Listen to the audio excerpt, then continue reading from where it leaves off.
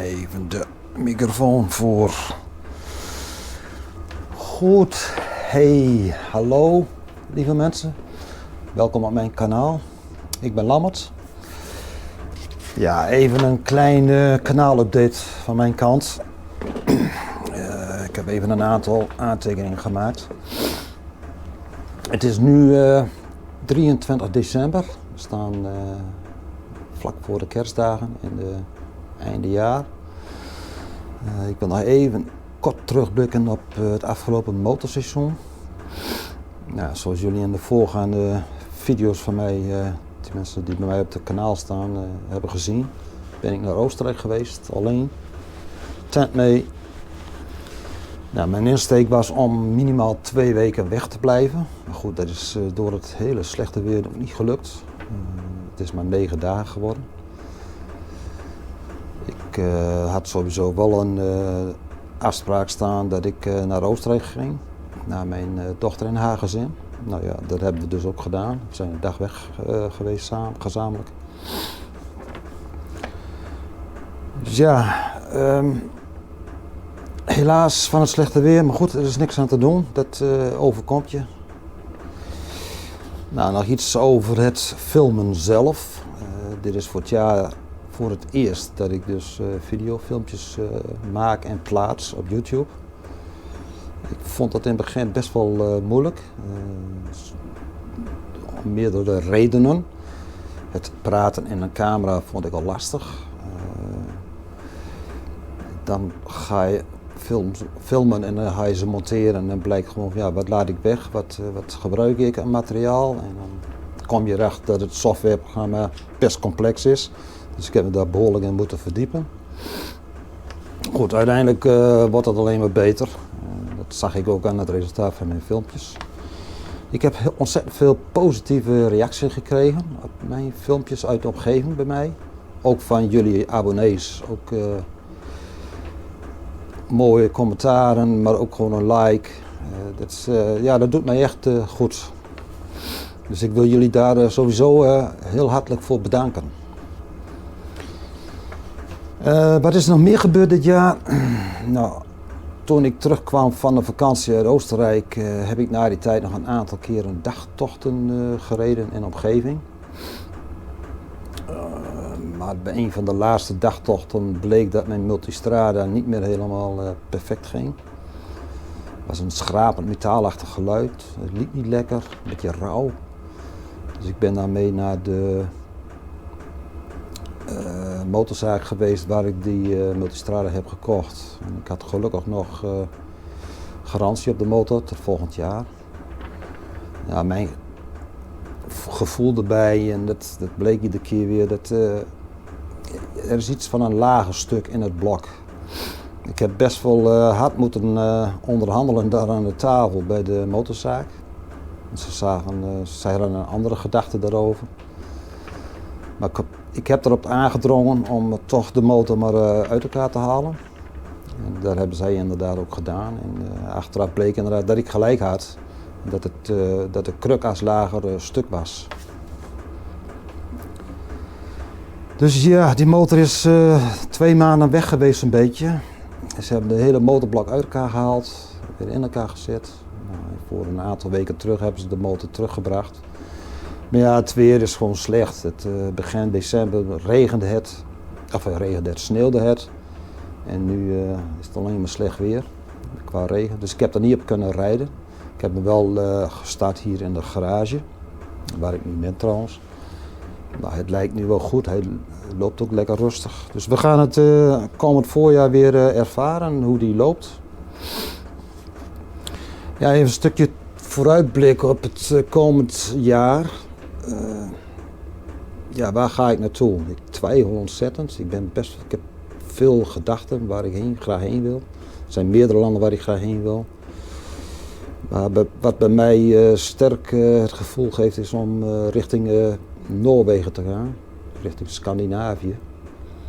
Maar ja, dat is ook geen trip, dat doe je in 2 weken. Want ik wil eigenlijk naar de Noordkaap toe. Dus ik moet de komende weken en maanden maar eens even kijken wat ik wil. En hoe ik daar naartoe ga, want er zullen toch een aantal dingen gewijzigd moeten worden op de motor. Ik wil nog andere kofferset bestellen. De koffers die er nu op zitten zijn originele koffers die erbij horen, maar door de vormgeving zijn ze niet echt praktisch qua indeling, om het in te delen. Dus ja, ik weet het nog niet helemaal wat ik wil. Maar goed, mijn gevoel is iedere keer, ik wil graag naar Noorwegen, Scandinavië, die landen. Dus we gaan eens zien, dat heb ik de komende tijd, kan ik daar nou gewoon eens even rustig over nadenken. Maar goed, betekent wel, ik moet wel op korte termijn een beslissing nemen, want je moet toch wat voorbereidingen treffen om daarheen te gaan. Het is niet zo 1, 2, 3 gedaan. Ja, wat ik voor de rest dit jaar nog wil, is, ik heb nog een Ducati 7,5 750 SS staan. Die moet nog een grote beurt hebben. Daarnaast heb ik nog een Ducati Indiana. Die heb ik hier al een aantal jaren staan. Ik heb er al eens een paar keer op gereden, maar hij loopt ook niet helemaal super. Maar dat is eigenlijk meer een restauratieobject. Dus daar wil ik eigenlijk ook een begin mee maken. Trouwens, als je wat getikker hoort op de achtergrond, dat is mijn dieselheatertje. Een soort standkachel, zo'n Chinese standkachel. Die heb ik voor 2 weken terug gekocht en aangesloten. Want het is best nog wel frisjes hier in de garage, ondanks dat hij geïsoleerd is. Geeft nu toch enige warmte. Ja, dat zijn een beetje dus de dingen die ik wil doen. Ja, ik ga het zien. We gaan het beleven. Oh ja, voordat ik verder ga. Nou ja, jullie hebben waarschijnlijk hier al een aantal dozen gezien. Ik heb al enige tijd ben ik me aan het verdiepen in 3D-printers. Ik heb meerdere merken bekeken. Tenminste op YouTube reviews aanschouwd. Ja, daar zijn nog zoveel soorten van. Ook qua prijsklasse is het ook heel verschillend. Maar goed, ik heb gekozen voor een originele Prusa MK4. En dit is een kitversie. Een kitversie wil niets anders zeggen, die moet je zelf in elkaar zetten. Je hebt ook een compleet geassembleerde versie. Maar goed, dan ben je weer veel duurder uit.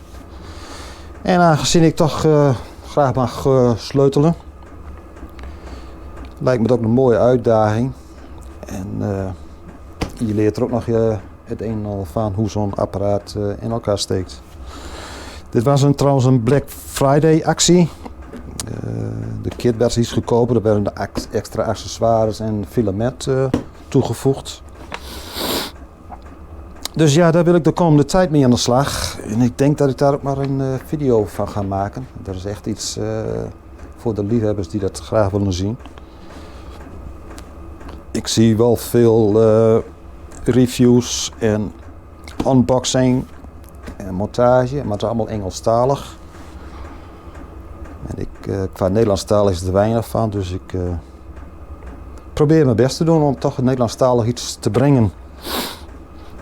Ja, dat is eigenlijk ook voor het kanaal een beetje. Ik zit wel eens te denken om de video's ook allemaal Engelstalig te doen, de motoravonturen. Maar ik kan gerust Engels praten, ik versta het goed. Alleen als ik zo voor de camera moet praten in mezelf, dan merk ik dat het toch niet helemaal soepel gaat. Dus ik denk dat ik maar gewoon bij Nederlandstalig hou. Ja, en daar is me nog één ding voor dit kanaal. Ik wens mijn kinderen, kleinkinderen, mijn vrienden, kennissen, buren en jullie als abonnees vooral een hele fijne, warme en liefdevolle kerstdagen. En een gelukkig en gezond 2024.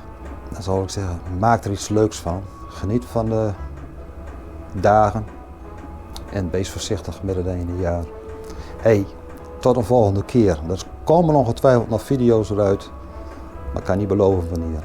Hey, pas goed op jezelf. Hey, doei hè. Doei.